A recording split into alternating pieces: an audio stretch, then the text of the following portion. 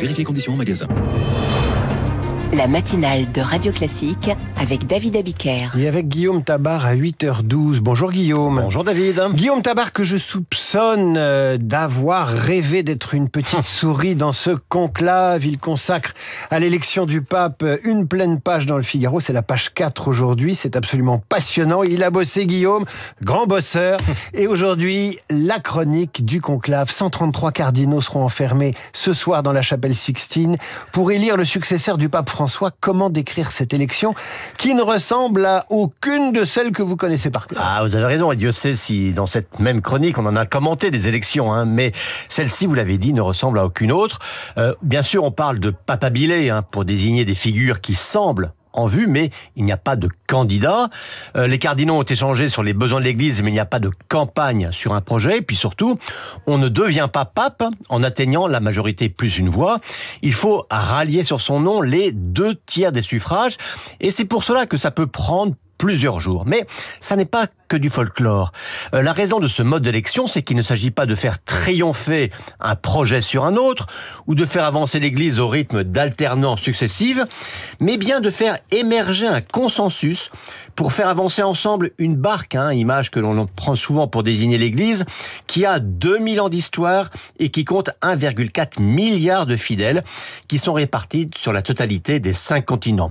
Songez par exemple que 71 nationalités différentes sont représentées au conclave qui commence ce soir. Alors, pas de programme, pas d'alternance, mais il y a bien des papes progressistes qui succèdent à des papes conservateurs sous ce plafond de la chapelle Sixtine. Oui, car les cardinaux, donc les papes, sont aussi des êtres humains qui ont leur sensibilité, leur tempérament, leur culture aussi. Et c'est vrai que le style d'un jésuite latino-américain comme François n'était pas celui d'un théologien allemand comme Benoît XVI.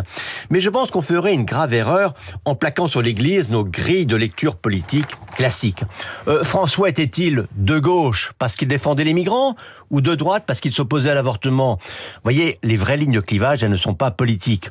L'une des questions, parmi d'autres, est de savoir où se situe le centre de gravité du catholicisme, avec une Europe qui se laïcise à vitesse accélérée, une Amérique latine où les évangélistes prennent le pas sur les catholiques, une Afrique qui, après avoir accueilli des missionnaires européens, envoie maintenant à son tour des prêtres à une Europe qui en manque, ou encore une Asie où le christianisme reste très minoritaire, mais où il connaît un essor spectaculaire. Vous voyez, je pense que la géopolitique a plus de portée que la politique. Alors peut-on malgré tout deviner qui peut sortir pape de ce conclave? Alors évidemment, je ne vais pas me risquer un pronostic parce que d'abord la règle des 2/3 peut bloquer des favoris dès les premiers tours.